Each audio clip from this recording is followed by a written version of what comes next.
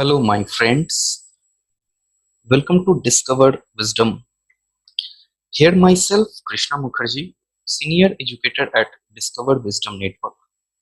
You can get all kinds of video related to humanities stream as well as competitive examination purpose. आप सभी students का aspirants का discover wisdom channel में स्वागत है।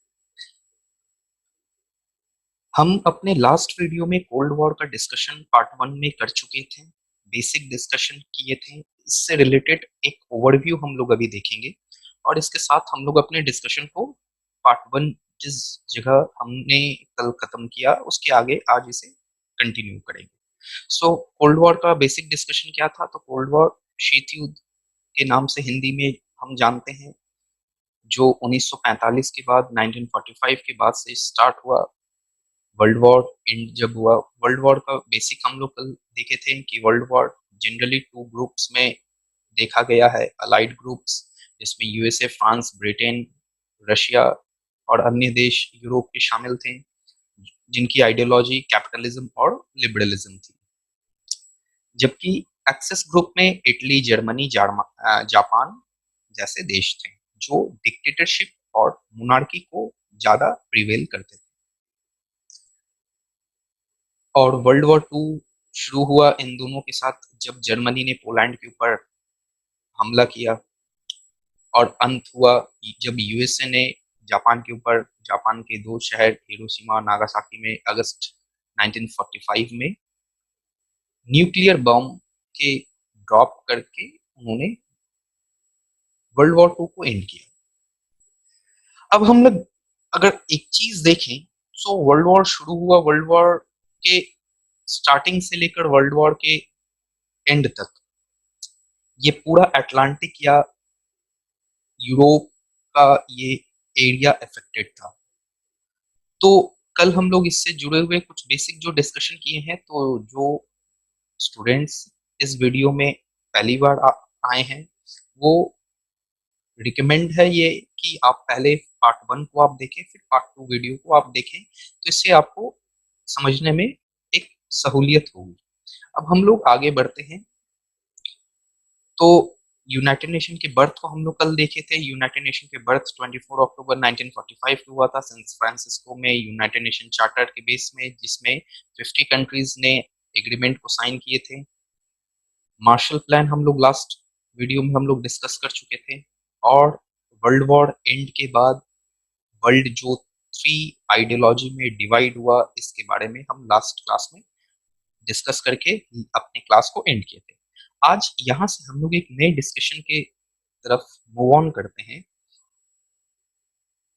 Story of USSR और Soviet system. जो हम लोग कल लास्ट में बात किए थे कि वर्ल्ड वॉर 2 के बाद वर्ल्ड यूएसए और यूएसएसआर के बीच दो सुपर पावर के बीच में बटा हुआ था। इस पाई चार्ट में अगर हम लोग देखें तो दो सुपर पावर के बीच में बटा हुआ था, और हाफ कंट्री जो थी वो तो कॉलोनीज थी। आप सभी इस ब्लैक से पाई चार्ट में अगर आप देखें तो half percent countries are colonised, where half of the world in which water are control of USA, and half nations are in control of United Soviet Socialist Russia.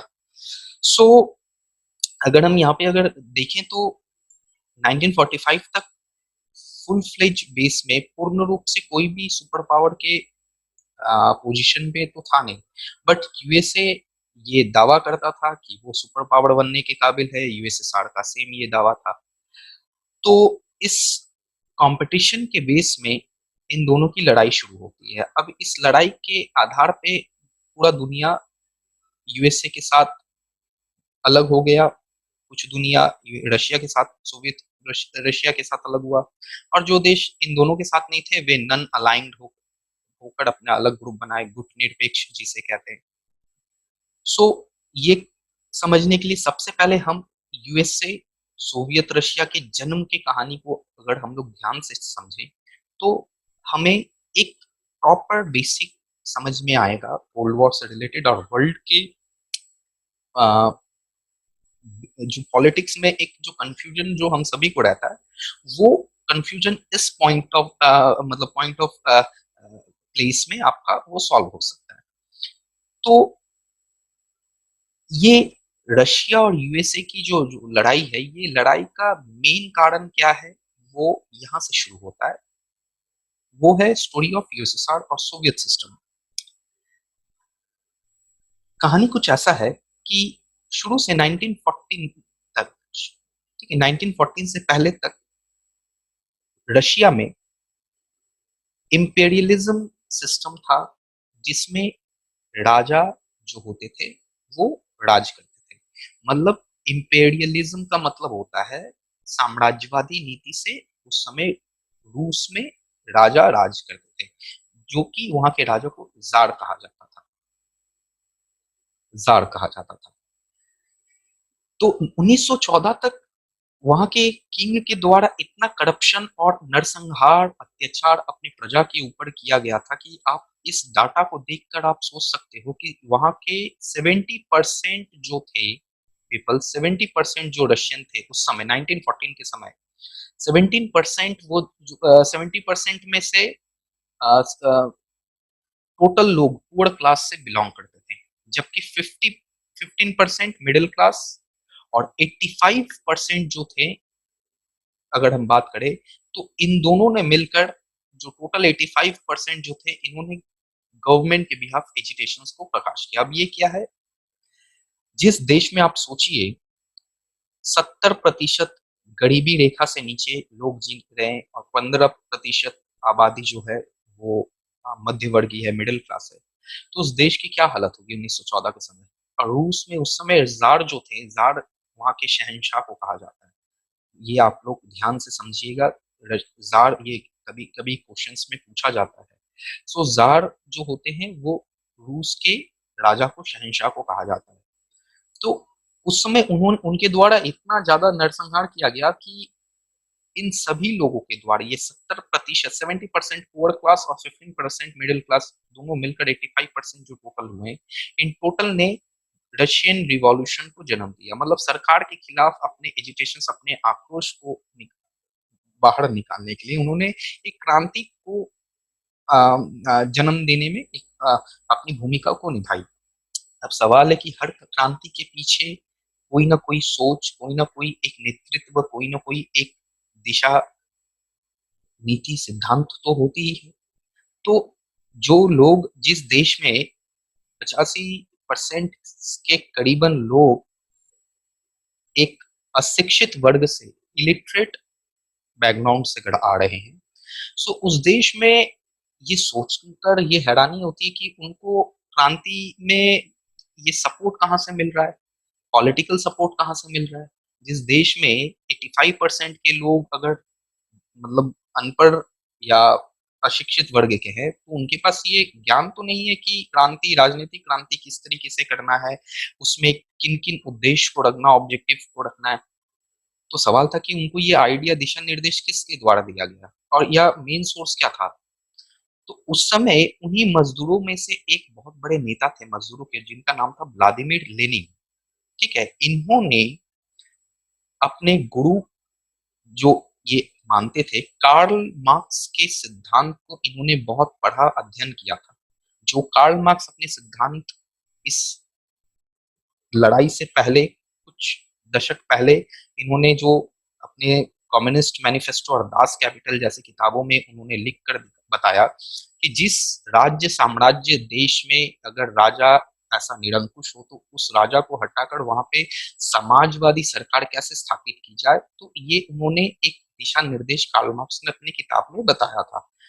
तो Vladimir Lenin ने अपने सिद्धांत को अ, समझते हुए, अपनाते हुए कार्ल मार्क्स की नीति को राजनीतिक मैदान में उन्होंने लेकर सभी के साथ लड़ाई को शुरू उन्होंने किया। अब लेनिन के साथ जब लेनिन कार्ल मार्क्स के सिद्धांत को लेकर लड़ाई को आगे लेकर बढ़े, तो उनके साथ साथ अन्य भी जो नेता थे, अन्य जो नेता थे वे भी अब आगे आने लगे। अब इन सभी नेताओं के द्वारा, मजदूर जो नेता थे और लेनिन जो थे, इन सभी ने मिलकर अब एक पार्टी को स्थापित किया, क्योंकि कोई भी लड़ाई जब तक एक पार्टी, एक संगठन के तहत ना हो, संगठन के छत के तले ना हो, तो वो लड़ाई को सफल और तवज्जो नहीं दिया जाता है। तो वैश्विक रूप से तवज्जो दिलाने के लिए लेनिन ने और उनके साथीदार ने, अन्य नेताओं ने कम्युनिस्ट पार्टी के नाम से उन्होंने एक पार्टी का स्थापना उन्होंने किया, जिन्होंने 1914 में जार के खिलाफ, साम्राज्यवादी नीति के खिलाफ, करप्शन के खिलाफ, एट्रोसिटी के खिलाफ उन्होंने क्रांति को लड़ा। और 1914 के बाद जो क्रांति शुरू हुई वो 1918 तक चला, मतलब 4 साल तक ये क्रांति चला, 1918 तक। और 1918 में फाइनली वहां के जार को, इंपीरियल पावर को हटाकर वहां पे लोगों को मुक्त करवाया गया। अब जब देश साम्राज्यवादी नीति से मुक्त हो चुका था, भ्रष्ट राजा के गुलाम से मुक्त हो चुका था, तब सवाल था कि अब देश को अब किस तरीके से आगे लेकर बढ़ा जाए। तब वहां के उस कम्युनिस्ट पार्टी के द्वारा और उनके नेताओं के द्वारा एक नई नीति को शुरुआत की गई। वो नीति जो समाज के लिए काम करे, देश के हित के लिए काम करे, उस नीति को रूसी भाषा में सोवियत कहा जाता था। मतलब वो पॉलिसी जो सोसाइटी के लिए काम करे उसे सोवियत कहा जाता है। सो इसी बात को ध्यान में रखते हुए उन्होंने अपने नए देश का नाम 1918 में रखा, जिसका नाम था यूनाइटेड सोवियत सोशलिस्ट रशिया, संयुक्त सोवियत समाजवादी रूस, इसको आप कह सकते हो। तो इसका ही शॉर्ट फॉर्म यूएसएसआर है। तो यूएसएसआर का जन्म यहाँ से शुरू होता है। तो 1918 में यूएसएसआर का जन्म हो गया। अब यूएसएसआर का 1918 में जन्म होता है, वो यूएसएसआर जो आगे जाकर 1918 में जिसका जन्म होता है, जो आगे जाकर 1945 में विश्व युद्ध में भागीदारी अपना निभाता है, द्वितीय विश्व युद्ध में, जिसके बारे में हमने लास्ट वीडियो में और इससे पहले हमने डिस्कशन किया। उस यूएसएसआर का भी जन्म हुआ 1918 में। तो 1918 से आप इस ग्राफ को अगर आप देखें, एक ग्राफ को आप देखिए, इस ग्राफ से आपको समझ में आ रहा है कि 1918 से लेकर 1940 तक यूएसएसआर का जब जन्म हुआ तब उसने पिकअप में अपने डेवलपमेंट को इतना आगे बढ़ाया कि ये एक कल्पना से बाहर था। तो कहते हैं कि 1918 टू 1940 तक यूएसएसआर का development, economic development, social development, educational development, infrastructure development के मामले में बहुत ज्यादा विकास देखने को मिला। और इसका यही अर्थ था कि इसने सेकेंड वर्ल्ड वॉर जैसे युद्ध में इसने अपना इंपॉर्टेंट रोल प्ले किया। लेकिन कुछ ऐसा 1940 में यूएसएसआर का गलत डिसीजन देखने को मिला, पॉलिसीज देखने को मिली। वहां के नेता, वहां के गवर्नमेंट का जो 1940 से उन्होंने अपनाना और लागू करना शुरू किया, जो इससे पहले नहीं था, 1918 के समय नहीं था, या 1918, 1990, 1920, आप इस चीज को अगर आप देखें 21 से लेकर 30, 35 टिल 40 तक कुछ ऐसे सिस्टम्स देखने को नहीं मिले थे। लेकिन 1940 के बाद वहां की गवर्नमेंट कुछ ऐसे पॉलिसीज को लागू करना शुरू कर दी जो कहीं ना कहीं वहां के जो आम जनता है, देश है, देश हित के लिए वो सही नहीं था। जिसका परिणाम ये हुआ कि 1940 के बाद आप सेकंड वाले इस ग्राफ में देखिए कि 1940 के बाद उन्होंने कुछ ऐसा जो गलत डिसीजन जो लिया, उसका परिणाम इतना भयावह था कि 1940 के बाद से जो रूस ने डेवलपमेंट एक पिकअप में 1940 तक किया, उसका जो डाउनफॉल है वो 1991 में आकर सीधे जमीन में आकर गिरा, जिसका एक रिजल्ट था कि यूएसएसआर का अंत हो गया 1991 में, और यूएसएसआर देश 16 टुकड़ों में टूट गया। सो कहते हैं कि इंसान, देश, समाज, इस एक पार्ट से हमें बहुत बड़ा लेसन मिलता है कि हम अपनी कामयाबी की बुलंदी पे भी पहुंचते अपने best best among best policies plan को लेकर, और हम अपने कामयाबी से नीचे भी आते हैं कहीं ना कहीं कुछ वर्स्ट प्लान, कुछ ऐसे प्लान पॉलिसीज जो शायद हमारे हित के लिए ना हो। तो ये हमारे ऊपर डिपेंड करता है कि हम किस पॉलिसीज को लागू करते हैं, वो हमारे लिए किस हद तक एफिशिएंट हो। तो ये आपको एक देखने को मिला कि 1918 से लेकर 1940 तक यूएसएसआर का डेवलपमेंट हुआ, इकोनॉमिक डेवलपमेंट, लेकिन सेकेंड हाफ में 40 से लेकर 91 तक क्यों वो डेवलपमेंट डाउनफॉल देखने को मिला, और उसका रिजल्ट इतना बड़ा हुआ कि वो देश ही टूट गया 16 हिस्सों में। जो आप आज जो नाम सुनते हो, Kazakhstan, Kyrgyzstan, Uzbekistan, Turkmenistan, Belarus, Latvia, Lithuania, Estonia, Hungary, चेक रिपब्लिक, यूगोस्लाविया, ये सब देश, ऐसे-ऐसे 16 देश रूस से उस समय, आज जो हम रशिया जो जानते हैं, इस रशिया के अंदर 16 कंट्रीज़ थी, जो आगे हम लोग मैप में भी देखेंगे। तो अब सवाल है कि 1918 से लेकर 1940 तक जो इसका डेवलपमेंट हुआ, तो ये डेवलपमेंट किस बेसिस पे हुआ और बर्बाद भी हुआ 1940 से लेकर 1991 तक, तो किस बेसिस में हुआ? मतलब बढ़ने का भी कारण क्या है, गिरने का भी कारण यूएसएसआर का क्या है? तो दोनों कारण सिर्फ और सिर्फ एक है, जो आप नीचे देखें। तो यूएसएसआर 1918 से क्या किया कि अमेरिकन पॉलिसीज को, यहाँ से अगर आप लोग देखें, अमेरिकन पॉलिसीज को अपने कंट्री में लागू करना शुरू किया। मतलब क्या, यूएसए जिस तरीके से काम करता था, यूएसएसआर भी उसी पॉलिसीज को एज सेम लाइक तो अपनाता नहीं था, लेकिन एक हद तक वे उस चीज को लागू करता था अपने देश में। मिलिट्री सिस्टम की अगर बात करें, सेकंड अगर हम बात करते हैं, यूएसएसआर अपने मिलिट्री सिस्टम को अमेरिका के जैसा ही रखने की कोशिश करता था, और करने का बरकरार 1940 तक या 1945 till the end of the world war two तक, विश्व युद्ध के अंत तक मिलिट्री सिस्टम को रूस ने बनाकर रखा, जिस तरीके से अमेरिका के मिलिट्री सिस्टम को बनाकर रखा गया था अमेरिका के द्वारा। इंडस्ट्री की अगर बात करें, किसी भी देश का एक बैकबोन होता है इंडस्ट्री। तो जिस तरीके से अमेरिका की रीढ़ की हड्डी इंडस्ट्री जिस तरीके से अमेरिका को आगे बढ़ा रही थी, उसी तरीके से रूस ने भी अपनी इंडस्ट्री को बनाना शुरू किया। प्रोडक्शन सिस्टम, जो उत्पादन की प्रणाली है देश में, अलग अलग वस्तुओं की उत्पादन की प्रणाली, अमेरिका जिस स्पीड से, जिस एक परसेंटेज रेट ऑफ प्रोडक्शन से तैयार करता था, सोवियत रूस ने भी सेम यही चीज को अप्लाई किया। तो सप्लाई सिस्टम पे भी उसने अपना खासा पुरजोर ध्यान दिया। तो ये एक मेन चीज था जो सोवियत रूस को ऊपर बढ़ाने में मदद किया।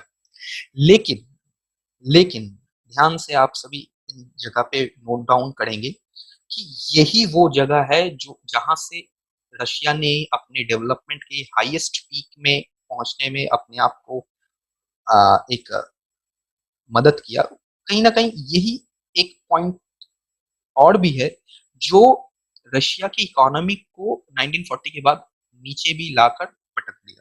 कैसे?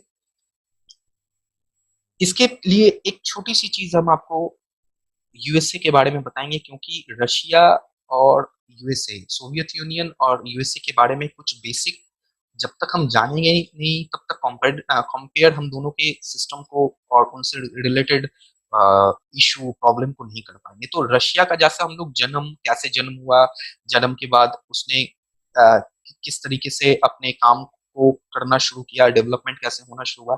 अच्छा, इससे पहले एक चीज हम आपको बताते हैं कि रशिया जो था, यहाँ पे हम आपको ध्यान दिलवा दे दोबारा कि रशिया में जब जार का अत्याचार से मुक्ति मिला और नया देश सोवियत रशिया का निर्माण हुआ, तब यहाँ पे हम आपको बता चुके हैं, फिर भी हम आपको एक बार दोबारा ध्यान दिलवा दें कि व्लादिमीर लेनिन और कम्युनिस्ट पार्टी के नेतृत्व में साम्यवादी रूस का निर्माण हुआ था। साम्यवादी रूस का। और लास्ट वीडियो में हम डिस्कस किए कि साम्यवादी देश जो होते हैं, जो देश कार्ल मार्क्स के सिद्धांत, ये आप देखें यहाँ पे इस वाले सेक्शन में देखें, कार्ल मार्क्स वाले सेक्शन में, जो देश कार्ल मार्क्स के आइडियाज पे बिलीव करते हैं, वहां पे गवर्नमेंट का कंट्रोल होता है मार्केट पे। ये कल हमने वीडियोस में इस चीज को देखा था। जिनको ये पता नहीं है, वे अपने लास्ट वाले वीडियोस को आप लोग चेक कर सकते हैं, उसमें बेसिक ये बेहतर तरीके से बताया गया है। सो रूस में मार्केट जो था, कंट्रोल, मार्केट कंट्रोल गवर्नमेंट के कंट्रोल में देखा जाता था, जबकि अमेरिका में मार्केट का कंट्रोल गवर्नमेंट के सेक्शन में देखा नहीं गया है। तो अब आप एक चीज देख सकते हैं, अमेरिका का जो जन्म 4 जुलाई 1976 को हुआ, birth of USA 4 July 1917 I am sorry 1776, 4 जुलाई 1776 को यूएसए का बर्थ हुआ है। तो जन्म के दौरान ही उसने अपने देश में डेमोक्रेटिक सिस्टम को रखा, ठीक है? डेमोक्रेटिक सिस्टम को रखा है। और रूस की अगर बात करें तो रूस ने सोवियत सिस्टम को रखा।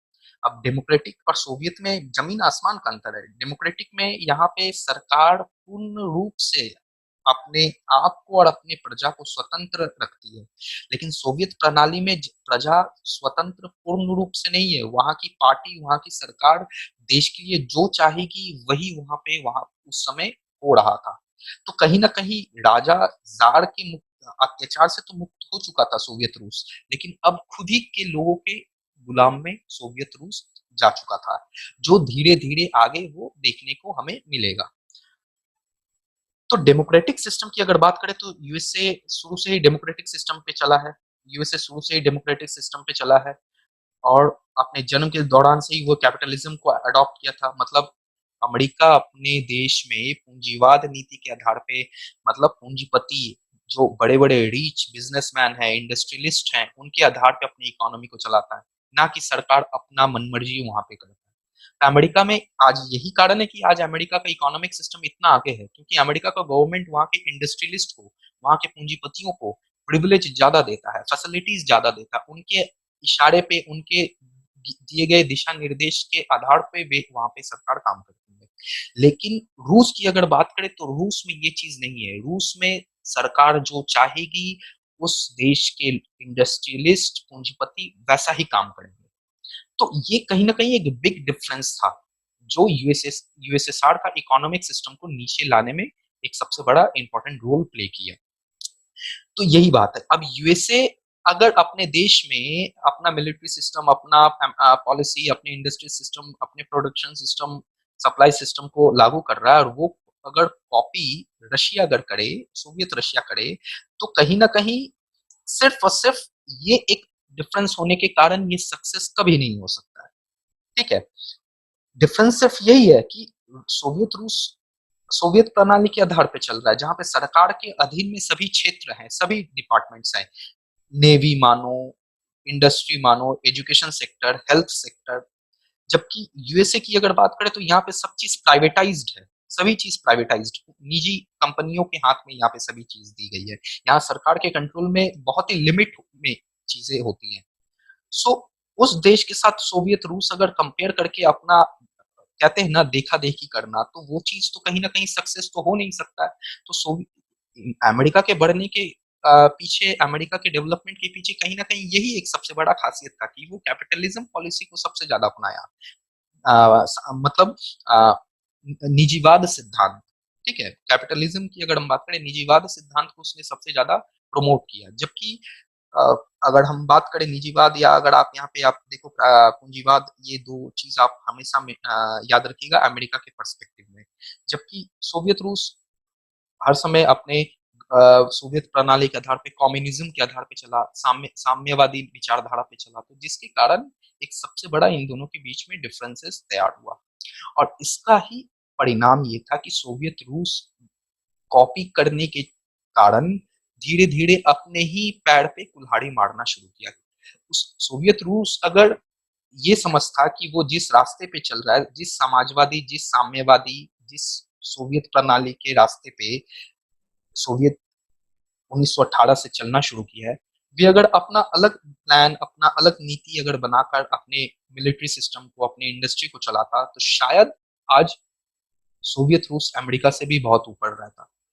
लेकिन सिर्फ और सिर्फ अमेरिका की पॉलिसीज के ऊपर चलने के लिए, अमेरिका को बीट करने के लिए, पछाड़ने के लिए उसने क्या किया? अमेरिका के पूरे डेवलपमेंट पॉलिसीज को कॉपी किया, जिसका परिणाम यह हुआ कि 1991 में वो देश का ही विखंडन हो गया, जो हम लोग इस विषय के दूसरे, शायद तीसरे चैप्टर में बेहतर तरीके से देखेंगे। दूसरे चैप्टर में रूस का विघटन हमें पढ़ना है, यूएसएसआर का डिसइंटीग्रेशन।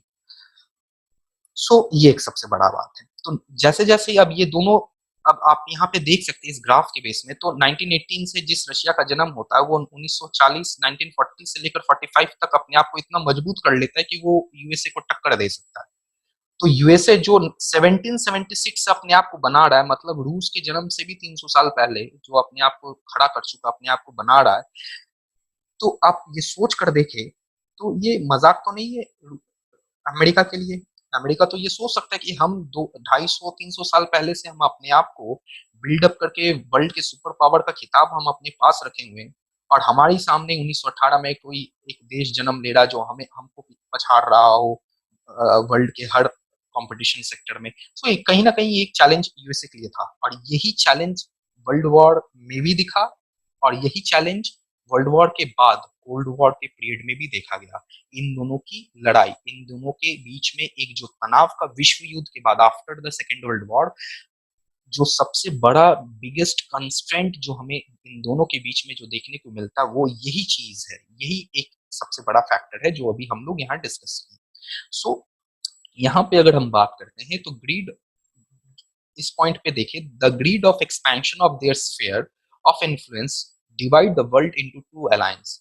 मतलब इन दोनों देश का जो ग्रीड जो था एक्सपेंशन करने का पूरे विश्व में, अपने आप को फैलाने का पूरे विश्व में, इस ग्रीड ने, इस लालच ने पूरे विश्व को दो दो भागों में इन्फ्लुएंस कर दिया, पूरे विश्व को दो हिस्सों में, टुकड़ों में डिवाइड कर दिया। अब ये दो टुकड़ा था, वो जो पहला हिस्सा अमेरिका के पक्ष में था, दूसरा हिस्सा सोवियत रूस के पक्ष में था। तो अमेरिका ने इस चीज को देखते हुए बोला कि जो देश मेरे साथ है, जो मेरे साथ जुड़ना चाहता है, विश्व के अलग अलग कोने के अलग अलग देश, जो अलग अलग हिसाब के जो देश हैं जो मेरे साथ जुड़ना चाहते हैं, हम 3 ग्रुप बनाए हैं। अटलांटिक रीजन के लिए नॉर्थ अटलांटिक ट्रीटी ऑर्गेनाइजेशन बनाया है। तो मतलब अटलांटिक, आप अगर अपने विश्व के मानचित्र, ग्लोब को आप अपने पास रखें, मैप को अपने पास रखें, तो आप अगर मैप के बेसिस में स्टडी करें तो नॉर्थ अटलांटिक ट्रीटी ऑर्गेनाइजेशन जो है, ठीक है, ये अटलांटिक रीजन में जितने भी देश है उसके लिए ये बनाया गया यूएस के द्वारा। अटलांटिक रीजन में खुद अमेरिका भी है, तो अमेरिका का ये स्टेटमेंट था कि हमारे साथ जो भी है अटलांटिक रीजन में देश, वो इसमें नाटो में जुड़े। दक्षिण पूर्व एशिया के देशों के लिए सीटो बनाया गया, और मध्य, जो विश्व के मध्य में जितने भी देश हैं उनके लिए सेंट्रल ट्रीटी ऑर्गेनाइजेशन को बनाया गया, जिसे सेंटो कहते हैं। और ये एग्जाम में बहुत पूछा जाता है। इसके इन तीनों के ऊपर हम लोग क्या करेंगे, कुछ इंपॉर्टेंट फैक्ट्स लास्ट में अपने इस चैप्टर के वीडियो के सेशन के लास्ट में हम लोग देखने की कोशिश करेंगे, जो शायद थर्ड या फोर्थ पार्ट में हमें देखने को मिलेगा। तो अमेरिका ने इस तरीके से धीरे धीरे, जब उसे पता चला कि कहीं ना कहीं हमारे डेवलपमेंट में अब सबसे बड़ा चैलेंज सोवियत बन रहा है, तो हम अपना ग्रुप तैयार करते हैं विश्व में, हम अपना एक नया ग्रुप तैयार करते हैं जिससे हम सोवियत को चैलेंज कर पाएंगे। तो सोवियत ने भी सोचा कि सोवियत ने इस जगह पे भी कॉपी करना शुरू किया, तो सोवियत ने कॉपी किया, तो सोवियत ने भी क्या किया, वार्सो पैक्ट, वार्सो वार्सो ग्रुप बनाया, ठीक है, जिसे ईस्टर्न अलायंस, ठीक है, जिस तरीके से नाटो अमेरिका के कंट्रोल में था, सीटो सेंटो अमेरिका के कंट्रोल में था, वैसे ही ईस्टर्न अलायंस, जिसे वार्सो संधि भी कहते हैं। ध्यान दीजिएगा, ये एग्जाम में पूछा गया है, ये बहुत बार पूछा गया है कि पश्चिमी गठबंधन, ईस्टर्न अलायंस, पश्चिमी गठबंधन, ध्यान दें, पश्चिमी गठबंधन, वार्सो पैक्ट, ये दोनों एक ही नाम है, कोई कंफ्यूज ना हो। और इस जगह पे कंफ्यूज किया जाता है बहुत बार। आप लोग वार्सो संधि, वार्सो पैक्ट आप लोग पढ़े हो, एग्जाम में कभी पूछ दिया जाता है ईस्टर्न अलायंस के बारे में। तो सोवियत यूनियन ने इसी चीज को देखते हुए, कॉपी करते हुए अमेरिका के जैसा इसने भी एक ऑर्गेनाइजेशन को बनाया, Warsaw Pact. Same principle function था नाटो के जैसा, नाटो के जैसा सेम प्रिंसिपल फंक्शंस तैयार किया गया था।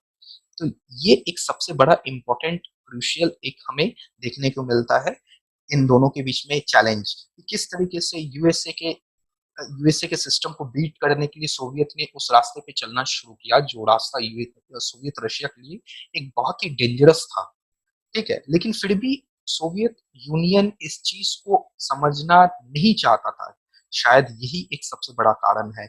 आज अगर ये चीज, अगर सोवियत यूनियन इस चीज को कहीं ना कहीं अपने पॉलिसीज में ध्यान देकर इस चीज को अगर समझता कि अमेरिकन पॉलिसीज को फॉलो करना शायद वो डेंजरस होगा सोवियत यूनियन के लिए, तो शायद आज कहीं ना कहीं वो देश हम हमारे सामने वो एक जीवित अवस्था में रहता, और उससे बहुत सारे देश विखंडित नहीं होते। आज कहीं ना कहीं भारत पाकिस्तान की अगर हम बात करते हैं, तो इंडिया पाकिस्तान आज जो डिवाइड हमें देखने को मिलता है। ये डिवाइड के पीछे भी हमें बहुत सारे फैक्टर्स देखने को मिलता है जो पॉलिटिकल साइंस के हमें इंडियन कंट्रास्ट में हमें देखना है। सो कहीं ना कहीं किसी भी कंट्री के डिवीजन के पीछे बहुत सारे फैक्टर्स होते हैं। तो सोवियत यूनियन के डिवीजन के पीछे यही एक सबसे बड़ा फैक्टर था जो इंटरनल पॉलिसीज के रूप में हमें देखने को मिल रहा है। तो ये एक डिस्कशन हुआ और इसी डिस्कशन के बेस में आपके बुक में, एनसीईआरटी के बुक में क्यूबा मिसाइल क्राइसिस एक टॉपिक दिया हुआ है। अब ये टॉपिक इतना क्रूशियल इंपॉर्टेंट टॉपिक है जो बहुत सारे बच्चों को समझ में नहीं आता है, बहुत सारे बच्चों को कंफ्यूजन होता है इस टॉपिक को लेकर। लेकिन इस जगह पे आपको बहुत ही क्लियर तरीके से बताया जाएगा, इजी तरीके से बताया जाएगा, क्योंकि आपने अभी तक बेस को अच्छे तरीके से देखा। कहानी ये है, क्यूबा मिसाइल क्राइसिस में आप इस मैप में देखें ध्यान से, ये अटलांटिक रीजन है, ये अटलांटिक रीजन है। इस रीजन में अगर हम बात करें, इस रीजन में अगर बात करें, ये अपना यूरोप, इस रीजन में अगर हम बात करें ये यूरोप है, और आपको यहाँ दिख रहा है कनाडा, ये यूएसए। सो अब इस जगह पे हमें कुछ नई चीजें अगर हम देखें तो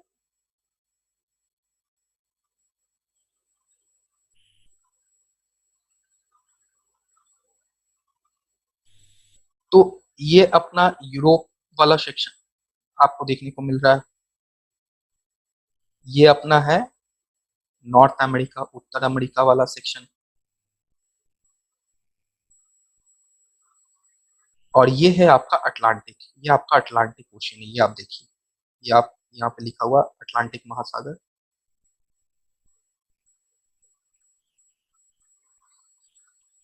सो स्टोरी ये है कि रशिया 1962 में, रशिया, ये आप एरो देख रहे हैं, रशिया 1962 में अपने अटलांटिक रीजन के रूट से कुछ इंटरसेप्टर सी को, ये एरो आप देख रहे हैं, ये एरो जा रहा है, एक छोटा सा देश है अमेरिका के करीब, एक छोटा सा देश है क्यूबा, ठीक है, क्यूबा। सो ये एक जो कंट्री है अमेरिका से बहुत ही करीब है, मायामी से कुछ किलोमीटर ही डिस्टेंस इसका देखा जाता है। तो ये क्यूबा सोवियत यूनियन के पक्ष में था। मैंने अभी बताया वार्सो पैक्ट बना, तो उस वार्सो पैक्ट में क्यूबा भी शामिल हुआ। अब सोचो कि नाटो इतना बड़ा ऑर्गेनाइजेशन, इतना बड़ा देश, पावरफुल देश यूएसए बनाया है, उस पावरफुल देश के करीब होते हुए, उस नाटो के रीजन में, अटलांटिक रीजन में होते हुए भी क्यूबा अपने से दूर वार्सो संधि में जाकर मिल रहा है। ये क्यूबा का एक सबसे बड़ा एक कहा जाए तो चैलेंज वाला डिसीजन देखने को मिलता है। सो इस क्यूबा में हुआ ये कि 1962 में मिसाइल को डिप्लॉय करने के लिए रूस ने इस क्यूबा के अलग अलग पार्ट में फिट किया। जब ये बात अमेरिका को पता चला, तो अमेरिका में उस समय प्रेसिडेंट थे जॉन एफ कैनेडी। तो जॉन एफ कैनेडी ने इस चीज को रोकने के लिए रूस को लेटर लिखा, लेकिन उस समय रूस में जो प्रेसिडेंट थे निकिता क्रूशेव ने इस लेटर को अनएक्सेप्ट करते हुए अपने मिसाइल डिप्लॉय करने के डिसीजन को स्टे रखा। और 1962 में कुछ मंथ के बाद फिर से उन्होंने बहुत सारे इंटरसेप्टर जहाज को उन्होंने भेजा, सेम यही रूट जो आपको ब्राउन कलर के एरो में ये दिख रहा है मैप में। इसका रीजन ये हुआ कि अमेरिका को लगा शायद कल के डेट में सोवियत रूस क्यूबा के करीब में ये हो सकता है कि मिसाइल को डिप्लॉय करके जब हमला करने का समय हो, तो यहाँ से वो एक मिलिट्री बेस का रूप में वे अमेरिका का इंटरनल सिक्योरिटी के ऊपर चैलेंज खड़ा कर सकता है। तो शायद इन चीजों को देखते हुए अमेरिका में उस समय जो प्रेसिडेंट थे, उन्होंने क्यूबा को भी, उस समय क्यूबा के प्रेसिडेंट थे फिदेल कास्त्रो, तो यूएसए ने क्यूबा के प्रेसिडेंट से भी बात करने की कोशिश की, बट क्यूबा के प्रेसिडेंट ने इस डायलॉग टॉक को एक्सेप्ट नहीं किया। रिजल्ट ये हुआ कि यूएसए ने अपने इंटरसेप्ट जहाज को इस रेंज में तैनात किया, ये जो आप सर्किल देख रहे हो, MRBM रेंज, ये एमआरबीएम रेंज जो है, इस एमआरबीएम रेंज में यूएसए ने क्या किया, अपने इंटरसेप्टर जहाज को तैनात कर दिया। इस तैनाती के कारण जितने भी रूसी इंटरसेप्टर जहाज आए वो इस रेंज में इंटर ही नहीं कर पाए। और उस समय 1962 में जो सोवियत रूस और अमेरिका के इंटरसेप्टर जहाज के बीच में इस अटलांटिक रीजन में जो टकराव हुई, वो टकराव शायद युद्ध में भी परिवर्तन हो जाता, लेकिन वो युद्ध हुआ नहीं। और युद्ध नहीं होने के कारण ही इसे क्राइसिस का नाम दिया गया, जो 1962 में क्यूबा के कारण देखने को मिला। तो क्यूबा मिसाइल संकट कुछ ये है, जो हम फैक्टर्स पे अगर हम बात करें तो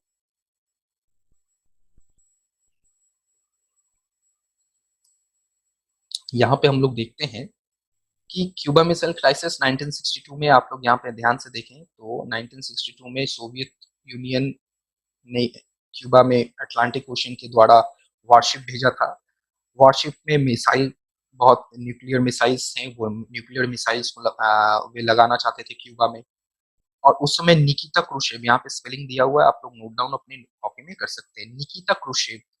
निकिता क्रुशेव, ध्यान दीजिएगा, निकिता क्रुशेव किसी महिला का या किसी स्त्री का ये नाम नहीं है, ये पुरुष का नाम है। तो निकिता क्रुशेव एक राष्ट्रपति हैं, और इन्होंने क्यूबा के राष्ट्रपति फिदेल कास्त्रो को उन्होंने पत्र लिखा, लेटर लिखा। तो लेटर लिखने के बाद उन्होंने परमिशन लेकर क्यूबा में वॉरशिप को तैनात करने के लिए 1962 में सोवियत यूनियन की तरफ से जहाज निकल पड़ी क्यूबा की तरफ। लेकिन यही 1962 में यूएसए ने इस वॉरशिप को इंटरसेप्ट किया, रोका, ठीक है। और उस समय अमेरिका के जो राष्ट्रपति थे जॉन एफ कैनेडी, तो उनके अध्यादेश आदेश के आधार पे इसे देखा जाता है।